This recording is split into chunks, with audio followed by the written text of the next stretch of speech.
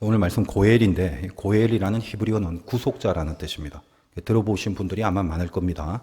처음 들으시는 분들은 이제부터 잘 들으셔야 됩니다. 이 개념은 우리가 모르면 안 되는 성경의 아주 중요한 단어입니다. 도로 찾는다 이런 뜻도 있고 기업 물을 자라는 뜻도 있고 좀 다양합니다만 쉽게 말하면 도로 찾아서 원래의 상태로 회복을 시킨다 이런 의미가 이 고엘이라는 단어의 핵심입니다. 기업 물을 자라는 표현이 성경에 많이 등장합니다만 그것도 고엘을 번역한 말인데 기업 물을 자가 뭐냐면 예를 들면 장기 둘 때 말입니다. 잘못 두고 나면 그저 한 수만 물려달라 이렇게 하죠. 한 수 물려달라. 그래서 물려주면 원래의 상태로 환원이 됩니다.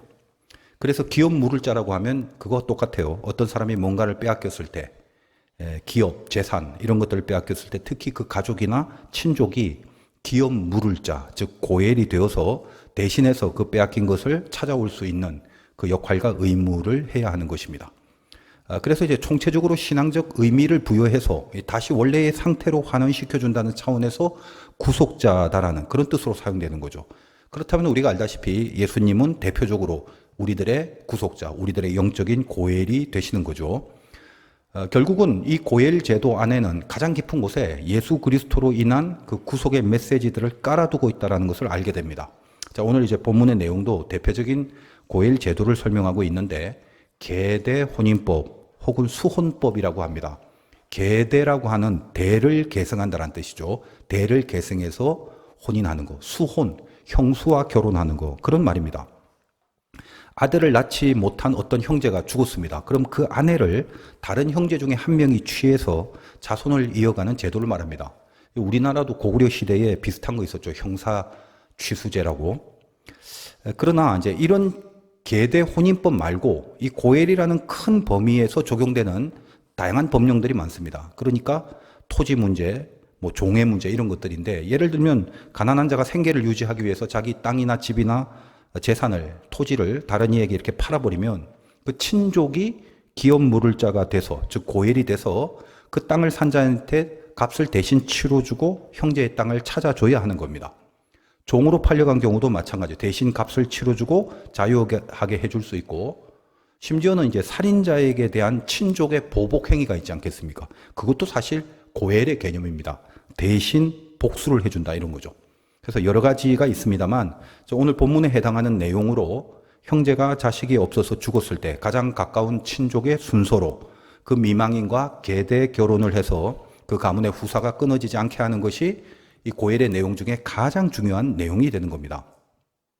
이 고엘이라는 것이 이스라엘에게 있어서는 왜 중요한 것인가 하면 모든 것이 하나님께로부터 왔다라는 신앙에 근거한 법령이 되기 때문입니다. 하나님이 주신 거고 모두가 하나님의 것입니다. 그래서 우리는 재산이나 뭐 토지나 종이나 어떤 거라도 모두가 하나님의 것인데 내 필요에 의하여 그것을 잠시 이용할 뿐이지 네 거 내 것처럼 뭘 빼앗아 가지고 있거나 절대적인 자기 소유라는 그 생각 자체가 하나님의 뜻과는 거리가 먼 것이기 때문입니다. 자, 오늘 본문에는 그런 고엘 중에 이 계대 혼인법, 즉 수혼법이 제시되고 있는데 그 기본적인 취지는 후손이 끊어지게 해서는 안 된다는 취지와 그리고 남편을 잃은 아내가 얼마나 힘들겠습니까, 여자가. 그러니까 혹시 힘들어서 다른 이방 족속에게 팔려갈 수도 있는데 그 팔려가는 것을 방지하기 위해서 이 여자의 불행을 막는 데 목적이 또 있습니다. 그리고 재산상의 문제도 있죠. 남편이 죽었을 때 그의 재산을 형제들이 계대 혼인을 통해서 책임지지 않으면 그 재산이 다른 사람의 것이 될 수 있음을 방지하는 차원에서 이런 등등의 차원에서 시행되는 법령이 되는 겁니다. 이 중에 가장 핵심적인 목적과 궁극적인 취지가 뭐냐? 역시 자손, 즉 후손에 대한 문제 때문에 이 계대 혼인법이 법령으로 주어져 있다는 거예요. 자, 오늘 내용은 이제 어느 정도 봉독을 할 때 어렵지 않기 때문에 다 이해가 되셨을 것입니다. 5절과 6절을 다시 한번 보겠습니다. 형제들이 함께 사는데 그 중에 하나가 죽고 아들이 없거든. 그 죽은 자의 아내는 나가서 타인에게 시집가지 말 것이고 그의 남편의 형제가 그에게로 들어가서 그를 맞이하여 아내로 삼아 그의 남편의 형제된 의무를 그에게 다 행할 것이요. 그 여인이 낳은 첫 아들이 그 죽은 형제의 이름을 잊게 하여 그 이름이 이스라엘 중에서 끊어지지 않게 할 것이니라. 남편이 죽은 아내가 그 남편의 형제를 통해서 만약에 아들을 낳으면 그 죽은 남편의 이름을 그 아들에게 잊게 해서 이스라엘 중에 대가 끊어지지 않게 하라라고 하는 것입니다. 무슨 말인가요? 자손, 후손이 중요하다는 겁니다. 이게 끊어지면 안 된다는 겁니다. 모든 나라나 또 모든 인간들이 종족의 보존을 그걸 본능같이 중시한다는 건 이해가 됩니다만 이스라엘에게 있어서 자손이 이어진다는 개념은 특별히 더 영적인 의미라는 게 있습니다. 아브라함에게 약속하신 하나님의 약속도 따지고 보면 이 자손의 번창함 아니겠습니까? 근데 단지 이 하나님의 백성의 숫자가 줄어들면 안 된다는 어떤 인구 증가의 개념 때문만은 아닙니다. 그런 차원이 아니라 자손에 대한 약속과 자손이 번창하고 또 후손으로 이어져야 한다는 말에는 훨씬 더 깊은 영적인 의미가 있을 것입니다. 차차 그것을 다 생각해 볼 것인데, 자, 일단 한번 계속 본다면, 자, 이렇게 혹시 남편이 죽은 상황에서 형제 중에 아무도 그 아내의 남편이 되고자 하는 형제가 없을 수도 있지 않겠습니까? 뭐 무슨 이유인지 간에 그 형제가 그 아내 싫어요. 받아들이기 싫다면 어떻게 하느냐 하는 거예요. 오늘 본문의 9절과 10절만 한번 보겠습니다. 그의 형제의 아내가 장로들 앞에서 그에게 나아가서 그의 발에서 신을 벗기고 그의 얼굴에 침을 뱉으며 이르기를 그의 형제의 집을 세우기를 즐겨 아니하는 자에게는 이같이 할 것이라 하고 이스라엘 중에서 그의 이름을 신벗김 받은 자의 집이라 부를 것이니라. 계대 혼인을 거부하게 되면 그 앞에 있는 내용과 연결하여 대강 말씀을 드리자면 그 아내가 이제 성읍의 장로들한테 갑니다. 내가 지금 남편이 죽었는데 그 남편의 형제들이 고엘의 의무를 이행 안 한대요. 나하고 결혼하기 싫대요. 이렇게 말하고 그 거부하는, 즉 고엘의 의무를 이행해야 되는 그 형제의 발에서 신발을 벗기고 얼굴에 침을 뱉으면서 신벗김 받은 자의 집이라고 그렇게 부릅니다. 하나님이 세워주신 법도가 있는데 이 법도를 지금 이행하지 않았기 때문에 수치를 당해야 한다는 그런 결론인데, 아무리 수치를 당한다 할지라도 사실 뭐 싫은데 강제로 아내를 삼을 수는 없는 거죠. 그러니까 이스라엘에게 이토록 뭔가 좀 무리한 강제성을 띠면서까지, 물론 오늘날에서는 이게 뭐 전혀 해당이 안 되는 그런 상황입니다만 당시 상황으로 갔을 때 뭔가 좀 그럼에도 무리한 강제성을 띠면서까지 이 계대 혼인의 고엘 이걸 강요하는 이유가 뭐냐? 말씀드린 것처럼 자손을 너무도 중요시하는 영적인 정서 때문이라고 했습니다.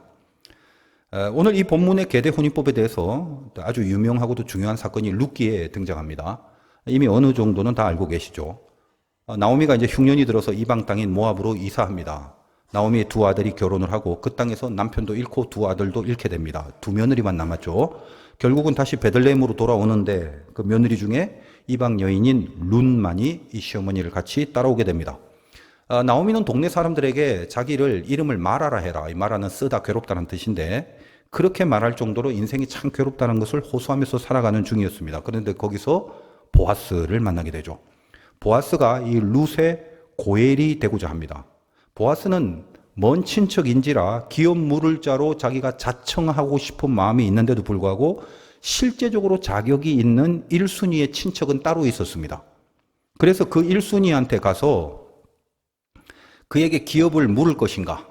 다른 말로 너 룻과 결혼해서 아내로 맞이할 거냐? 이걸 물어봅니다. 이제 그 과정이 오늘 신명기 본문의 내용과 맥락을 같이 하는데 이 부분은 조금 우리가 좀 찾아볼 가치가 있어서 좀 살펴보겠습니다. 룻기 4장 1절 한번 보겠습니다. 신명기 다음에 여호수아, 사사기, 룻기 406페이지쯤에 있습니다. 룻기 4장 1절을 먼저 한번 본다면 보아스가 성문으로 올라가서 거기 앉아있더니 마침 보아스가 말하던 기업 물을 자가 지나가는지라 보아스가 그에게 이르되 아무개여 이리로 와서 앉으라 하니 그가 와서 앉음에. 자, 여기 기업 물을 자를 보아스가 알죠. 1순입니다. 그래서 그를 이렇게 부르는데 아무개여 이렇게 부릅니다. 성이 아고 이름이 무개인 건 아니죠. 그냥 아무개라고 부르는 거예요. 그러니까 기업 물을 자 1순위의 이름이 안 나오죠. 성경이 그를 별로 취급을 안 해주는 그런 취지입니다. 왜냐하면 이 자는 기업 물을 자의 법령을 이행하지 않았기 때문입니다. 자, 그래서 2절 보아스가 그 성읍 장로 10명을 청하여 이르되 당신들은 여기 앉으라니 그들이 앉음에. 오늘 신명기 본문과 비슷하죠. 장로들을 이렇게 쭉 앉혀놓고 일종의 공증을 하는 그런 어떤 그 상황을 만듭니다. 3절과 4절은 제가 안 읽고 내용만 잠시 말씀을 드리자면 이제 보아스가 물어보죠. 1순위에게 아내로 맞이할 거냐 안 할 거냐. 너가 만약에 1순위인데 네가 고해를 이행하지 않는다면 내가 대신 할 거다라고 말하죠. 그랬더니 이 아무개가 처음엔 한다고 합니다. 그러니까 보아스가 이게 마음에 좀 난감하죠. 자기가 좀 하려고 그랬는데 작전대로 돼야 되는데, 그래서 네가 만약에 고엘, 즉 기업 물을자가 되면 앞으로 재정적인 손실이 있을 것이고, 만약에 룻과 결혼해서 아들을 낳게 되면 룻의 그 죽은 남편의 이름이 세워져야 한다라는 그런 설명을 해줍니다. 그러니까 이제 곰곰이 생각해 보니까 뭐 자기한테 그렇게 이득이 없거든, 손해가 될 것 같으니까 그 아무개는 이 고엘을 포기합니다. 기업 물을자를 포기하고, 그리고 그의 신을 벗습니다. 8절 보겠습니다. 이에 그 기업 물을 자가 보아스에게 이르되 네가 너를 위하여 살아. 그러니까 나는 알 테니까 이제 당신 해도 된다. 당신이 고엘이 되라. 보아스에게 그렇게 하고 그의 신을 벗습니다. 오늘도 이 신을 벗는 내용이 나오죠. 이행하지 않는 자에게는. 그리고 나서 이제 9절에 보아스가 장로들과 모든 백성에게 이르되 내가 엘리멜과 기룡과 마알론에게 있던 모든 것을 나오미 손에서 산 일에 너희가 오늘 증인이 되었고, 이제 이 말을 듣고 보아스가 사람들 앞에서 이제 내가 기업 물을 사람이 된 것을 선포합니다. 10절 보니까 또 말론의 아내 모압 여인 룻을 사서 나의 아내로 맞이하고 그 죽은 자의 기업을 그의 이름으로 세워 그의 이름이 그의 형제의 죽음과 그곳 성문에 끊어지지 아니하게 하매 너희가 오늘 증인이 되었느니라 하니, 이렇게 설명되어 있습니다. 우리는 그 룻기를 다룰 때 룻, 나오미, 보아스 이런 이름은 아는데 이 룻의 남편의 이름이 나오죠. 말론입니다. 룻의 남편 이름을 묻는 아주 어려운 성경 퀴즈 문제가 있었습니다. 아시는 분이 거의 없더라고요. 이거 암기 방법은 룻에게 남편 이름이 뭐냐고 물었더니 룻의 말론은 말론이라 합니다. 이렇게 외우시면 룻의 말론은 뭐라고요? 말론이라고 합디다. 그럼 이제 룻의 남편이다라고. 제가 이렇게 참 힘들게 삽니다. 그죠? 여러분들에게 잘 이해를 시키기 위해서 이제는 말론 기억하실 거예요. 자, 그 후에 이 보아스는 룻을 통해서 이제 아이를 낳고 오벳이라고 이름을 짓습니다. 그 오벳이 누구라고 하나요? 17절 보니까 그 이웃의 여인들이 그에게 이름을 지어주되 나오미에게 아들이 태어났다 하여 그의 이름을 오벳이라 하였는데 그는 다윗의 아버지인 이새의 아버지였더라. 이렇게 되죠. 다윗 아버지인 이새의 아버지, 즉 다윗의 할아버지가 됩니다. 마태복음에 가면 예수 그리스도의 족보가 1장에 쭉 나오는데 거기에 보아스는 룻에게서 오벳을 낳고 오벳은 이새를 낳고 이새는 다윗 왕을 낳으니라, 이렇게 기록되어 있습니다. 그리고 그 족보의 마지막에는 우리가 잘 알다시피 예수 그리스도가 탄생하게 됩니다. 고엘의 법을 거부했던 이 아무개는 그리스도의 족보에 이름이 올라갈 기회를 잃어버렸던 거죠. 그렇다면 이제 오늘 신명기에서 이 고엘의 법령 안에 들어가 있는 영적 메시지는 명확해지는 것입니다. 왜 그렇게 자손을 강조하나요? 제가 앞에서 계속 제일 중요한 게 자손을 잇는 거다라고 말씀드린 이 의미가 뭐냐? 왜 그렇게 자손을 강조하냐? 그리고 덧붙여서 아브라함에게 말씀하신 그 많은 자손들에 대한 약속, 거기는 어떤 의미가 있는 건가? 그 자손들의 계보를 이어서 결국 이스라엘에 예수 그리스도가 탄생한다라는 걸 약속하시는 거죠. 결국 이스라엘에게 있어서 자손을 이어야 한다. 반드시 자손이 끊이지 않고 이어져야 한다라는 개념은 그들이 예수와 연결되어 있는 구원받은 백성이라는 가장 중요한 주제를 상징화하는 법령으로 주어졌던 것입니다. 그래서 기업 물을 자라고 지칭하는 그 고엘이 그 원래의 뜻이 구속자라는 의미가 되는 거죠. 오늘 이 법령이 주는 영적 메시지가 그겁니다. 너희가 죽은 형제의 아내를 맞이해야 되는 것은 사회적인 약자, 남편이 잃은 여자를 보호하고 자손을 끊어지게 하지 않는 그런 1차적인 의미가 있지만 그 배후에 이 법을 지킨다는 것은 영적으로 예수와 끊어지지 않는 인생을 살아야만 한다는 그 궁극의 메시지를 주시려고 하는 거였습니다. 이제 여러분은 제 설교를 편하게 들으니까 그렇구나, 뭐 대강 그렇게 연결되는구나, 이렇게 이해를 쉽게 하실 수 있을 것입니다. 우리는 지금 인류가 상당히 진화된 시기에 살고 있기 때문에 성경이 말하는 그 진리성의 수준도 상당히 깊어지고 또 더 선명해질 수 있는 시대를 살게 되었습니다. 세월이 갈수록 은혜도 진해지고 반면에 죄와 악한 권세의 힘도 더 진해지죠. 예전에 이제 자동차를 스틱으로 몰던 시대에 한국같이 이렇게 좁은 나라와 교통이 늘 막히는 그런 상황에서 늘 클러치에 발이 가는 이 불편함을 그냥 그러려니 하고 이제 감수해야만 했었습니다. 그게 당시에는 그냥 그게 운전의 방법이었기 때문이죠. 이제 그리고 나서 오토매틱이라는 게 나왔습니다. 센세이션합니다. 클러치가 사라진 거예요. 한 발이 놉니다. 제가 한동안 그 오토매틱이 나왔을 때도 제가 예전 스틱 자동차를 그대로 한참 동안 몰고 다녔기 때문에 오토가 편하고 좋다 그렇게 말하는 사람들 앞에서 운전이라는 게 스틱이 제맛이지 그 오토가 그게 뭐 운전인가 뭐 그런 식으로 이제 오토를 폄하하고 다녔습니다. 진정한 드라이버는 스틱으로 승부한다 그런 이제 호기를 부렸죠. 그러던 중에 이제 저희 고모가 제가 이제 군목으로 임관한다는 소식을 듣고 얼마 본인이 타지도 않은 크레도스라는 차를 저에게 아주 이제 값싸게 주셨습니다. 근데 그 차가 오토였습니다. 제가 그 차를 거의 한 15년, 16년 타고 키로수가 한 37만이 넘게 그렇게 아주 오래 탔어요.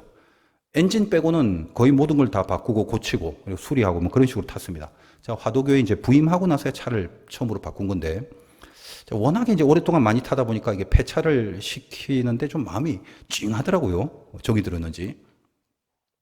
개인적으로 저는 그 이름의 의미를 두기 때문에 그 크레도스라는 차를 상당히 좋아했습니다. 크레도스라는 뜻이 그게 믿음이라는 뜻이거든요. 요즘엔 차들 중엔 제너시스가 좋습니다. 저 어릴 때는 BMW 좋아했는데 예수 믿고 나서는 뭔가 신앙적 의미를 부여하는 것이 이게 뭐 삶의 습성이 되어버리다 보니까 제너시스라는 차가 나왔을 때 아니 차 이름이 도대체 이게 뭐야 싶더라고요. 여러분 제너시스라는 뜻을 아십니까? 창세기라는 뜻이에요. 그게 현대에서 혹시 다음에 나올 차가 엑소도스라고 하지 않을까 싶어요. 그러면 대박이죠. 엑소도스는 출애굽기라는 뜻입니다. 지금은 거의 모든 자동차가 어때요? 오토죠. 그러니까 제가 오토를 처음 이제 몰고 나서부터는 스틱이 좋다고 크게 멋있다고 막 진정한 드라이브는 스틱이라고 이렇게 저처럼 말하는 사람들한테 그 다 촌스러워서 그런 거라고 그렇게 말해줍니다. 제가 한번 오토를 해봤더니 아니 운전할 때 한 발이 놓을 수 있다는 게 얼마나 편한지 모릅니다. 근데 제가 참 신기한 자매를 한번 봤어요. 그 자매하고 이제 차를 같이 타게 됐는데 제가 조수석에 앉고 이 자매가 운전을 하는데 이 자매가 운전하는 차가 오토였습니다. 근데 운전하는 걸 보니까 브레이크에 한 발, 악셀레라에 한 발을 두고 두 발로 오토를 운전하는 거예요. 그래서 아니 이게 뭘 하는 플레이냐라고 했더니 처음에 그렇게 습성이 되어갖고 못 고친다고 합니다. 혹시 이 중에도 그러시는 분이 있는지 모르겠는데 그러니까 성장하고 성숙한 차원을 이렇게 본인이 거기에 따라가지 못하면 몰골이 우습게 되는 거죠. 그러니까 제가 옆에다 그걸 보니까 사고 날까봐 이게 얼마나 옆에서 겁이 나는지 만약에 두 발로 했다가 이걸 어떻게 같이 누르나 제가 만약에 했다면 사고가 날 것 같다는 거예요. 그래서 굉장히 두려운 적이 있었습니다. 시대가 변한다는 건 이게 성장한다는 거거든요. 근데 여러분 뻔한 것 같지만 성장한다는 게 너무 신기하지 않습니까? 하나님이 세상을 만들 때 성숙, 성장이라는 개념을 이렇게 집어넣으신 거예요. 여러분 아기를 낳지 말고 그냥 아기가 아니라 뭔가 다른 방법으로 뭐 아기를 낳는다 해도 그냥 딱 태어나자마자 휙 하고 5분 만에 성인이 되게 이렇게 만드실 수는 없었을까? 아니 뭐 전능하신 하나님이 그렇게 만들려면 만들 수 있었겠죠. 그러나 이 세상 만물이 그렇게 되는 건 하나도 없습니다. 세상 모든 것들이 다 그렇습니다. 그게 하나님이 세상을 만든 법칙이다 이 말이죠. 영적인 세계도 동일합니다. 전부 다 영적인 세계든 육적인 세계든 하나님이 창조하신 세계이기 때문에 동일하게 성숙과 성장의 법칙이 적용된다는 거예요. 작은 데서 커지게 되어 있습니다. 그게 하나님이 부여하신 세상 질서이자 법칙이죠. 그런데 마귀는 하나님의 질서를 싫어합니다. 하나님의 법칙을 거스르려고 하죠. 그렇다면 영적인 세계에서도 동일하게 성숙과 성장이라는 게 있어야 되고 성숙과 성장이라는 것이 하나님의 법칙이라면 마귀는 그 영적 진리가 성숙하게 되는 것이 마땅한데 그 성숙을 막고 방해를 할 수밖에 없는 것입니다. 제가 왜 이런 얘기를 하는지 이 전체 흐름을 잘 한번 고려하면서 따라와 주시기 바라요. 고린도전서 13장 12절에 보면 우리가 지금은 거울을 보는 것 같이 희미하나 그때에는 얼굴과 얼굴을 대하여 볼 것이요 지금은 내가 부분적으로 아나 그때에는 주께서 나를 아신 것 같이 내가 온전히 알리라라고 기록되어 있습니다. 거울을 보는 것 같이 희미하다. 거울을 보는데 왜 희미하냐면 당시 거울은 청동 거울이라서 그렇습니다. 요즘의 거울같이 선명하지 않다는 거예요. 그러니까 바울의 이 말은 진리성이라는 것도 성장을 한다는 것입니다. 옛날에는 같은 진리라도 희미해 보였는데 세월이 지나면서 점점 선명해진다. 얼굴과 얼굴을 맞대는 것 같이 선명해진다라는 이 진리성의 성장과 성숙을 말하는 그런 내용입니다. 자, 그런 차원에서 지금 우리는 이 시대의 특별한 은혜를 시대라는 이유만으로 자동적으로 누리는 차원에서 살고 있는 것입니다. 예를 들어서 자, 이 시대의 성경을 이해하고 말씀을 전하는 저는 2024년을 살고 있는 사람인지라 그 옛날 신약 시대의 사도 바울보다도 더 선명한 진리를 받을 수 있는 특혜를 누리게 되는 것입니다. 제가 바울보다도 더 신앙이 좋은 사람이라는 것이 아니라 성경의 진리성을 이해하는 데 있어서 저는 구약도 알고 신약도 알고 바울 서신도 다 알고 있는 차원에 살기 때문에 거울을 보는 희미함보다는 더 시대적 차원이 성숙하고 성장한 시대에 얼굴과 얼굴을 맞대는 선명함, 그러니까 바울 시대에 비해서 필연적으로 더 분명히 알 수밖에 없다라는 말입니다. 이순신 장군이 아무리 천재적인 해전술을 가진다 해도 거북선으로 지금의 항공모함을 이길 수는 없습니다. 그러나 여전히 이순신 장군은 타의 추종을 불허하는 굉장한 해군 장교였죠. 악도 마찬가지입니다. 선한 것이 분명해지고 깊어지고 정확해질수록 악도 깊어지고 세지고 더 현란해지는 것입니다. 이 팽팽한 악과 선의 구조 속에서 우리가 지금 살고 있는데 만약 희미한 채로 그대로 있고 이 진리가 성숙하고 성장한 것에 내가 발맞추지 못한다면 그때는 이제 우리가 이상하게 되는 거죠. 성숙이 왜 필요한가? 결국은 성숙해야지 그 본질이 선명해지기 때문이란 말이죠. 엄마 아빠가 아무리 잘생긴 선남선녀라 할지라도 갓 태어난 아이기가 어휴 연예인 같네 이럴 수는 없는 겁니다. 여러분 낳아보셨지만 늘 갓난 태어난 이 갓 태어난 아기는 이 뭐 인간이 아니라 거의 파충류같이 그렇게 생겼지 않습니까? 물론 이제 그 아이의 엄마와 아빠한테는 이쁘게 보이죠. 나중에 자라서 성장해서 어른이 돼야 그 본래의 유전자를 가장 잘 반영한 멋진 모습이 되는 거거든요. 그래서 마귀는 이 진리가 그렇게 성숙하는 모든 과정을 방해하고 차단합니다. 그 진리 안에 드리워진 본질이 드러나는 것을 막는 거죠. 대표적으로 유대인들이나 바리새인들을 이용해서 그 예수님 시대의 진리의 성숙을 방해하고 막았던 사건을 우리는 알 수 있습니다. 율법을 완성시키려는 성장을 방해한 거죠.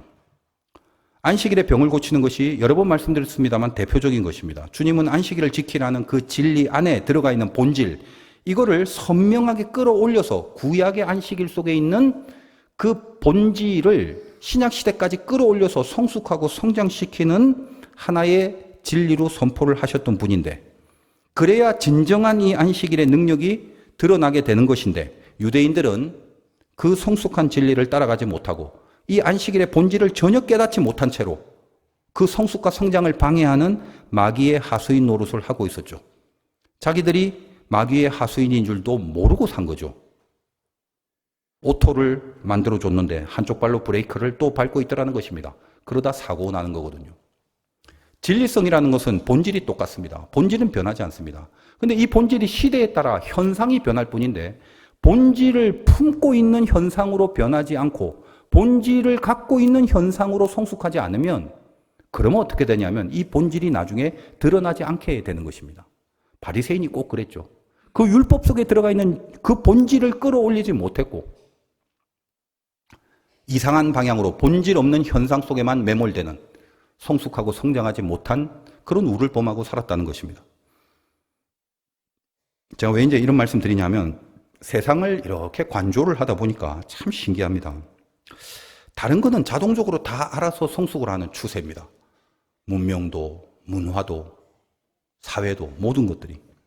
근데 가만 보면 오직 기독교 진리와 교회만이 그 성장과 성숙을 멈추고 있다는 생각, 그것에 대한 공격을 받고 있다는 생각이 많이 듭니다. 신약시대에 유대인들과 바리새인들을 보는 것과 같다는 말입니다.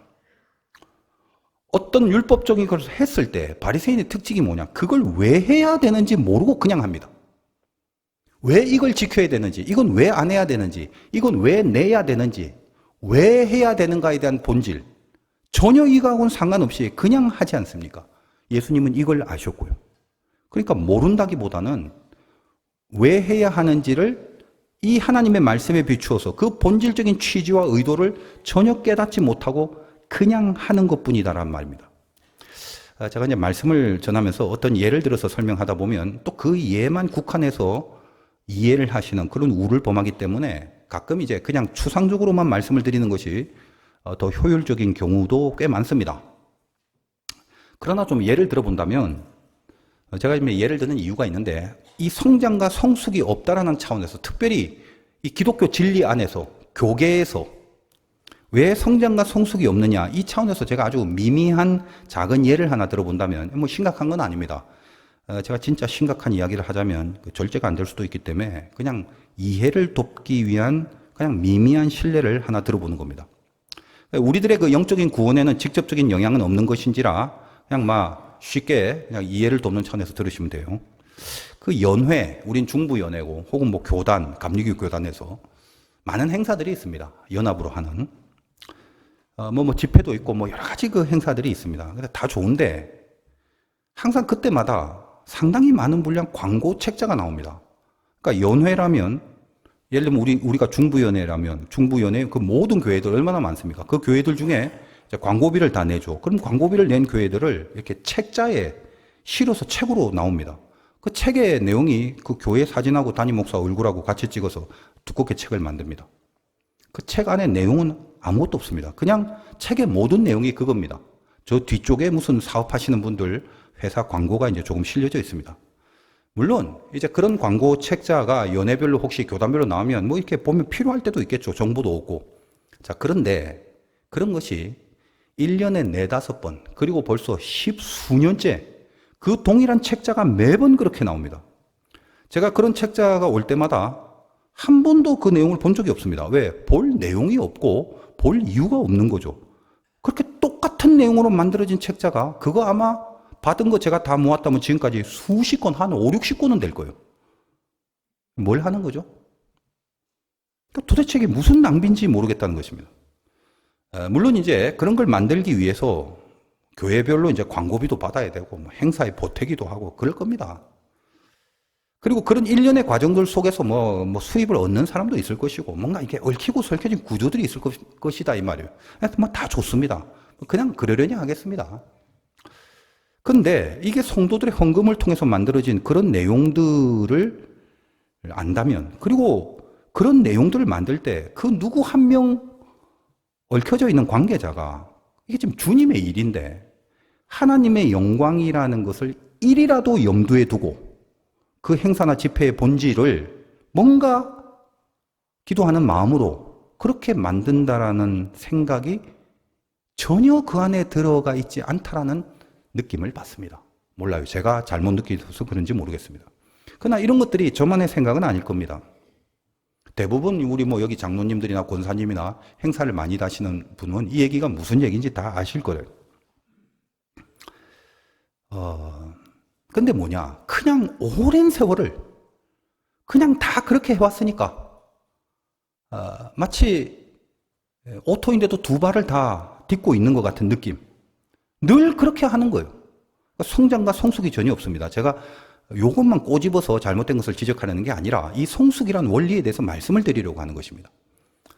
돈이 필요할 수 있고, 그러니까 뭐 이렇게 교회에 돈을 요청할 수도 있고, 또 뭔가 이렇게 행사를 기념하려는 목적이 있다면 그런 책자를 만들 수도 있겠죠. 그런데 한 번쯤은 적어도 그렇게 좋은 질로 두껍게 매년 십수년 동안 똑같은 걸 내려면 그래도 이걸 받는 사람들이 뭔가 좀 도움이 될 만한 그 안에 신앙적 내용이라든지 아니면 이렇게 뭔가 실용적으로 워낙 그 종이 질이 좋으니까 이렇게 뭐 안에 좀 실용적으로 한번 뒤적일 수 있는 뭐 달력 같은 것이 동반돼서 나온다든지 아니면 연회 안에서 뭔가 좀 건강하게 목회하는 그런 교회들을 한 몇 군데 취재해서 그래서 어떤 도전이 될 수 있는 그런 목회적 내용을 한번 실어준다든지 하여간 뭔가 좀 성장하고 성숙해질 수 있는 그런 생각들이 왜 없는지 싶은 겁니다.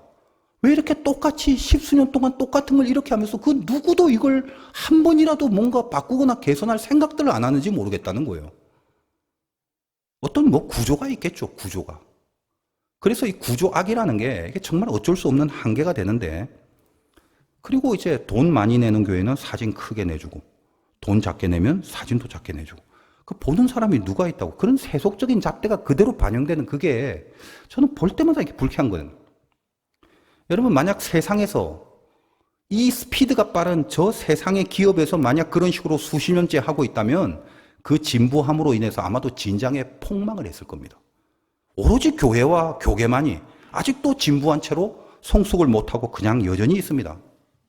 실력이 없는 건가요? 신앙이 없는 건가요?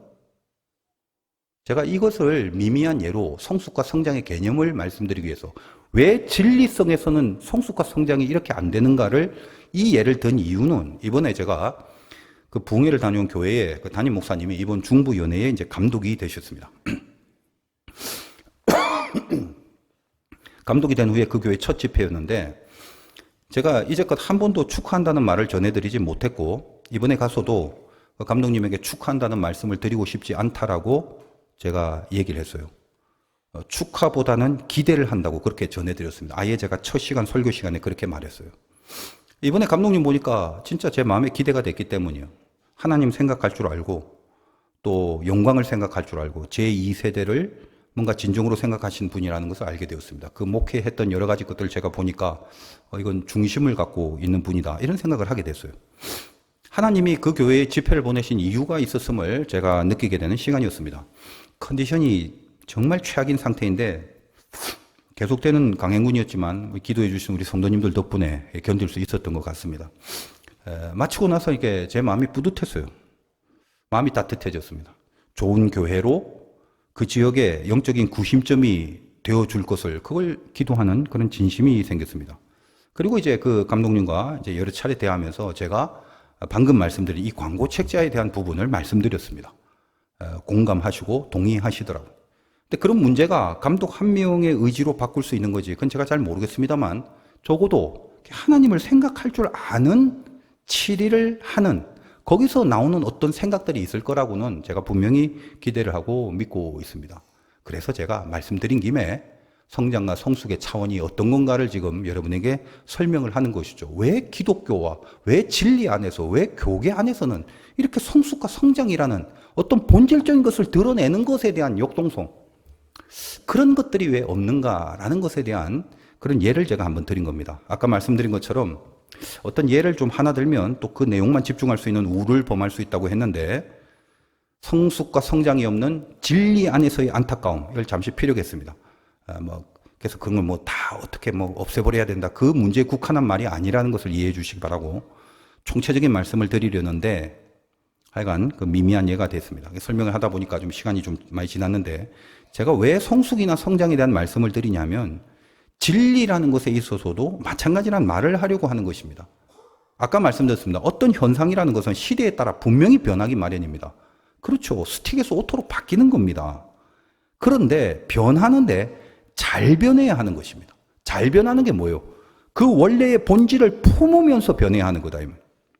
사과나무를 심었는데 그 종자가 사과가 분명하고 그건 사과나무가 분명하고 그 뿌리에서부터 나오는 양분으로 성장을 하게 된다면 시간이 지나면 어떻게 됩니까? 시절을 쫓아 철이 되면 반드시 그 가지에 사과가 열리게 되는 것입니다. 그런데 세월이 지날수록 한 다리를 저 옆에 있는 나무 뿌리에 척 걸쳐놓고 거기에 접붙여버리면 나중에는 사과나무인 것 같지만 사과가 아니라 감이 열릴 수도 있는 거죠. 시간이 지나면서 현상이 변하지만 본질을 품고 변해야 된다는 거예요.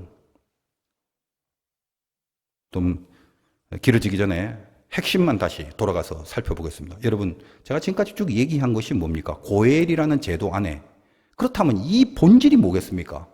고엘이라는 제도가 요즘은 오늘날 우리 시대에는 있을 수 없는 거지만 특히 계대 혼인법이라는 건 이 법령 안에 있는 가장 본질적인 메시지가 뭔가요? 왜 고엘의 법령을 지키라고 하십니까?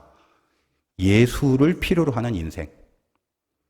예수를 반드시 만나야 하는 인생으로 살아야 한다는 것이 본질입니다. 아까 룻기를 통해서 예수 그리스도의 족보로 이어지는 이 말씀 제가 전해드렸죠. 그게 어떤가요? 어떻게 보면 엄청난 비약이죠. 형의 아내를 대신해서 책임을 지라라는 이 법령이 저 나중에 이 땅에 오실 그 예수를 필요로 하고 그 예수를 만나야 하는 인생으로 살라는 메시지와 연결되기까지 얼마나 오랜 간격을 거쳐야 할 내용이겠습니까? 신명기를 받는 당시의 사람들에게는 그 당시엔 예수라는 개념을 몰랐잖아요. 호리만큼도 지금 이 법령을 지키고 있다는 것이 예수를 만나야 하는 인생으로 살라는 메시지와 연결된다는 의미는 전혀 몰랐을 겁니다. 알아채지도 못했을 겁니다. 그러나 지금 우리는 알죠. 그걸 알 수 있고 그걸 이해하고 해석할 수 있는 시대적인 진리성의 혜택을 지금 받고 있기 때문입니다. 그렇다면 우리는 그렇다 치고 말입니다. 우리는 목사님 설교 통해서 이 메시지의 본질을 깨닫고 이제 다 압니다 라고 쳐도, 그러면 당시 사람들에게 이 고엘이라는 것이 무슨 궁극의 의미가 있는 건지 다시 한번 보자는 거예요. 1차적인 차원에서는 그냥 약자를 그렇게 돕고 재산을 지키고 종족을 보존하는 그런 차원의 가치만 있는 건가? 물론 1차적으로는 그렇습니다. 그들은 아직 예수까지 모르는 수준입니다. 그러나 이제 잘 들으십시오. 아주 중요한 것은, 자, 아까 그 나무에서 사과가 열리려면 아직은 그 앙상한 가지 끝에, 이 가지는 지가 사과인지 내 가지 끝에 과연 어떤 열매가 맺힐지 아직 철이 안 됐기 때문에 무슨 열매가 맺힐지 혹은 열매가 맺힐지 안 맺힐지도 모르는 그런 상태로 이 가지는 앙상하게 나무에 붙어 있을 것입니다.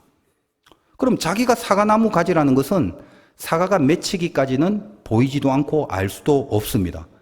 그러나 사과나무에 이 본질에 붙어 있는 겁니다. 본질을 떠나지 않고 그 잎사귀가 마르지 않게끔 그렇게 늘 붙어 견디며 시간을 지나고 있습니다. 본질을 품으면서 성숙하고 변화가 되는 시간을 겪게 되는 거죠. 그러면 나중에 어떤 때에 철이 되면 시주를 쫓아 사과가 열리게 돼 있는 것입니다. 이것을 이 고엘의 법령에 한번 적용해 보시기 바라요. 이 고엘의 법령을 지키는 자들이 앞으로 그들의 그 본질이 어떤 현상으로 드러나는지, 예수라는 열매를 맺기까지 과연 이 법령을 지키는 것이 그 당시에는 전혀 몰랐던 예수와 무슨 상관이 있고 무슨 의미가 있는지 아무것도 몰랐을 것입니다. 그러나 예수를 열매로 맺기까지 하나님의 백성이 예수의 나무에 붙어 있게끔 하는 기준이 되어준다는 것이 바로 이 고엘의 법령을 지키는 것이다, 이 말이에요. 나무가지가 붙어 있어야 사과를 열듯이 그 붙어 있다는 것이 바로 이 고엘의 법령을 지키는 기준이 될 수 있다는 것입니다.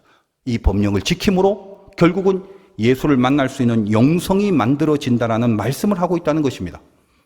성경에는 이 룻기에 보니까 룻기처럼 아무개라는 사람이 생길 수 있어요. 그 사람 고엘을 거부합니다. 이걸 영적으로 해석한다면 예수의 나무에 붙어 있지 않겠다라는 영적 상태를 말하죠. 왜요? 조금 이따 말씀드리겠습니다. 또 한 명의 유명한 고엘의 거부자, 고엘을 거절한 자가 있습니다.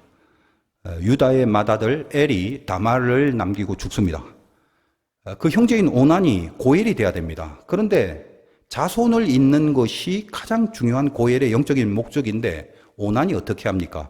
임신이 불가능하도록 다른 곳에 사정을 해버립니다.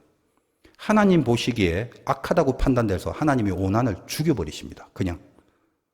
그리고 다말은 변장해서 여러분 알다시피 시아버지 유다와 관계를 맺어서 베레스와 세라라는 쌍둥이를 낳고 그 베레스는 마태복음의 그 예수님 족보에 올라가서 예수님의 조상이 됩니다. 너무너무 깊은 내용인지라 설교를 1시간 더 해야 이제 다 얘기하겠지만 다 빼고 핵심이 뭡니까? 그런 복잡 단안한 상황, 그 앞으로 어떤 일이 어떻게 벌어질지도 모르는 이상하고 하여간 뭔가 이렇게 막 얽히고 섞인 그런 그 어떤 상황에서도 하나님은 예수를 이 땅에 보내시고야 만다는 것입니다. 다말과 유다와 뭘 통해서라도 유다가 며느리 다말을 통해서 아이를 낳을 줄 그 누가 상상을 했겠습니까? 모든 고엘의 법령의 궁극의 목표는 예수가 이 땅에 오는 거 그거죠. 그리고 오나는 이 고엘의 의무를 행하지 않고 단지 행하는 척만 하고 실제로 임신이라는 가장 중요한 영적 의무를 이행하지 않은 결론으로 죽음을 당합니다. 예수가 없는 자의 죽음, 예수를 필요로 하지 않는 자의 죽음을 상징하는 사건이 되는 것입니다. 이제 결론을 맺습니다. 이 고엘이라는 법령을 이행할 수 있는 자는 결국 누구냐? 이 고엘이라는 법령을 이해한다는 것은 아직 그 당시에 예수는 없었지만 앞으로 장차 있을 그 예수, 그 본질이 계속돼서 아무리 시대와 어떤 차원이 성숙하고 성장하여도 결국 나중에 예수를 만나고 예수를 필요로 할 수 있는 자의 품성과 조건과 자격과 그 인격과 그 기준이 이 고엘의 법령을 지킴으로 만들어진다는 것이 메시지이기 때문에 이 고엘의 법령을 이행할 수 있는 자는 결국 누구냐? 하나님의 이익을 위해서 자기의 이익을 버릴 줄 아는 자, 그들만이 고엘을 행할 수 있었던 것입니다. 그것이 예수님을 본질로 예수를 필요로 하고 예수를 만나는 자의 신앙 인격이며 신앙의 내용과 맥락을 같이 합니다. 자기 재산, 자기 책임, 자기 부담, 자기 손해, 그 모든 것을 오로지 하나님의 말씀을 이행하려는 믿음에서 그걸 짊어지겠다는 믿음이 있는 자, 그 사람이 고해를 이행할 수 있는 것입니다. 그것이 바로 이 신명기 당시에 예수라는 존재를 모르고 그 고헬의 법을 지켰을지라도 그 본질인 예수 그리스도와 연결되는 영적인 끈이 되어준다는 메시지를 주시고 있는 것입니다. 고헬은 자기 유익이라는 게 없습니다. 내 손해를 무릅쓰고 살려내야 하는 부담이고 책임일 뿐입니다. 저번 시간에 신명기 25장의 그 태형을 통해서 살려내는 벌이라고 그렇게 말씀을 드렸죠. 그래서 25장 전체는 전부 다 남을 살리는 법령이라는 것을 눈치채셔야 합니다. 오늘 고헬도 마찬가지고. 그래서 태형에 이어지는 하나의 내용으로 고헬이 등장하고 있다는 것입니다. 예수를 만나고 예수를 필요로 하는 인생, 그것이 고헬이며 그것이 거룩입니다. 이미 고헬을 지키는 자들에게 하나님은 거룩을 인정하시는 것입니다. 거룩이 뭐죠? 성도죠. 성도가 뭐죠? 구별된 자들이죠. 구별된 자가 뭡니까? 예수를 믿는 자들을 구별된 자라고 그러고 예수를 믿는 여러분 모두를 성도라고 그럽니다. 그래서 여러분은 세상과 구별된 자리에 있는 것입니다. 그럼 그 근거가, 고해를 지키는 자들에게 하나님은 거룩을 인정하시는 그 근거가 신을 벗기는 모습에서 제시되고 있습니다. 성경에는 이렇게 신발 벗는 테마가 많이 나오죠. 모세가 신을 벗기도 하고 여호수아에게 군대 장관이 신을 벗으라고도 합니다. 그리고 고해를 이행하지 않는 자들에게 신을 벗기게 하는 것이 지금 룻기에서도 나왔고 오늘 신명기 본문에도 나옵니다. 제가 이제 이번에 처음 받은 말씀인데 저는 한동안 이 성경에 등장하는 이 신을 벗는 영적 퍼포먼스의 이 메시지를 그냥 막연히 그냥 이렇게 일반적으로 시중에서 들어온 바로만 이해를 했습니다. 보통 시중의 해석은 뭡니까? 성경에서 신을 벗는다는 건 권리를 포기한다는 뜻이다. 이렇게 해석을 거의 다 합니다. 쉽게 말하면 하나님 앞에서 나는 아무것도 아니라는 것을 고백하는 것을 신발 벗는다는 거죠. 그래서 모세도 신발 벗었고 여호수아도 하나님 앞에서 이 권리를 잘 포기한 그런 신앙의 자세를 보였다고 그렇게 이해를 보통 하는 것입니다. 그렇게 해석을 합니다. 그런데 고헬 제도를 이행하지 않는 자에게도 신을 벗으라고 하니까 권리를 포기하는 게 신을 벗는다는 건데 제가 일반적인 해석들 방금 말씀드린 그 해석을 뭐 크게 반대하는 건 아닙니다. 저도 이제 그렇게만 막연히 알아왔는데 근데 제가 한번 묵상을 해봤는데 이게 논리적으로 말입니다. 모세나 여호수아 같은 경우는 신을 벗어라 했으니 모세와 여호수아는 굉장히 훌륭한 사람 아니겠습니까? 좋은 사람, 쉽게 말하면. 그럼 좋은 사람은 신을 벗는구나. 근데 고해를 이행하지 않는 자도 신을 벗으라고 하는 것은 신을 벗었다는 것은 고해를 지금 이행하지 않는다는 건데 고해를 이행하지 않는 건 나쁜 거잖아요. 그러니까 고해를 이행하지 않아서 신을 벗기게 하고 침까지 뱉어갖고 오늘 본문에 보면 그 수치를 지적하고 욕하면서 신 벗김 받은 자의 집이다라고 저주를 하는 내용이 오늘 내용 아니겠습니까? 그러니까 신을 벗는다는 게 모세와 여호수아서를 보면 좋은 건데 고해를 이행하지 않는 자가 신을 벗는다는 건 좋은 게 아니다 이 말이죠. 그럼 신을 벗는다는 게 무조건 좋은 건 아니더라라는 거예요.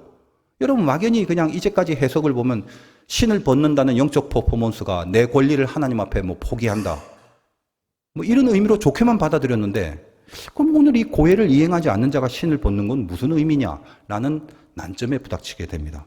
저에게는 상당히 좀 난제였는데 이번에 그 깊은 좀 묵상을 통해서 그 몸에 자꾸 염증이 생기니까 잠은 안 오고 자꾸 묵상이 더 깊이 되더라고요. 주님이 주신 그 은혜의 깨달음이 이겁니다. 잘 들으십시오. 신을 벗는 게 거룩한 게 아니라 신발 자체가 거룩입니다. 신발은 내가 맨발로 땅을 밟는 게 아니죠. 세상의 땅을 직접 밟지 않게 하는 도구입니다. 그래서 신발 자체가 거룩이다 이 말이에요. 거룩은 뭐죠? 세상과의 분리를 말하는 것입니다. 그러니까 내가 신을 신고 있다는 것은 세상을 분리하고 있는 상태를 말하는 것입니다. 맨발이 땅에 닿지 않기 때문에. 그럼 모세나 여호수아에게 신을 벗으라고 하는 건 뭐냐? 그때는 항상 전제가 있었습니다. 뭡니까? 네가 있는 곳은 거룩한 곳이다. 즉 내 앞에 네가 있다. 그 단서가 있습니다. 그러니까 하나님 앞에 있다면 하나님과 함께하는 그곳은 이미 거룩한 곳입니다. 그 땅은 맨발로 직접 밟아야 거룩하게 되는 거죠. 그래서 하나님 앞에서는 즉 거룩한 곳에서는 신을 벗는 것이 거룩을 지키는 행위가 됩니다. 그 거룩한 땅을 직접 맨발로 밟아야 되기 때문에 그렇습니다. 그러나 그냥 저 세상에서는 신을 신고 있어야 거룩한 것입니다. 그래야 저 세상과 구별되고 있다는 개념이 되기 때문에. 그러니까 세상에서 만약에 신을 안 신고 세상에 있는데도 신을 벗어버리면 그건 거룩한 게 아니다라는 말이죠. 그러니까 고해를 이행하지 않는 자는 거룩하지 않다. 그래서 이 세상에서 신발을 벗어서 너는 세상과 접촉하고 있는 구별되지 않은 거룩하지 않은 그 인생과 그 모습이다라고 그의 거룩을 인정하지 않는다는 의미를 가지게 되는 것입니다. 제가 이제 아직까지 저같이 이렇게 해석을 하는 경우는 찾지 못했습니다만 어디서 누군가 또 저처럼 해석을 하신 분들이 있을지는 모르겠습니다. 성경 전체를 관조한다면 제가 말씀드린 이 내용이 틀림없이 맞습니다. 여러분들은 이제 어차피 제 설교를 들으시기로 택하신 분들이니 이 메시지를 잘 받으시고 여러분의 영적인 고해를 잘 이행하셔서 거룩한 신을 저 세상에서 벗지 않고 살아가실 수 있으셔야 할 것입니다. 여러분은 이제 설교를 듣고 성경을 읽고 말씀을 받습니다. 말씀이라는 거 들으실 때마다 아유 맞는 말이야. 그걸로 끝나서는 안 되고요. 맞는 말이 아니라 맞아야 하는 말입니다. 나를 때려야 한다는 거예요. 그냥 울컥 이 시간에 복잡하고 좀 어려운 내용이었을지는 모르겠지만 여러분 다 똑똑하시니까 그냥 울컥 한번 뭐 뜬금없어도 좋으니까 지금 바로 말씀이라는 거 내가 죽더라도 내 안에 떨어진 말씀을 살려내리라. 그 각오가 조금이라도 생기신다면 여러분은 주님이 필요한 그 인생과 운명으로 한 발을 더 다가가는 고해를 영적으로 이행하는 복된 은혜를 받으신 것입니다. 승리하시기를 주님의 이름으로 축원드립니다.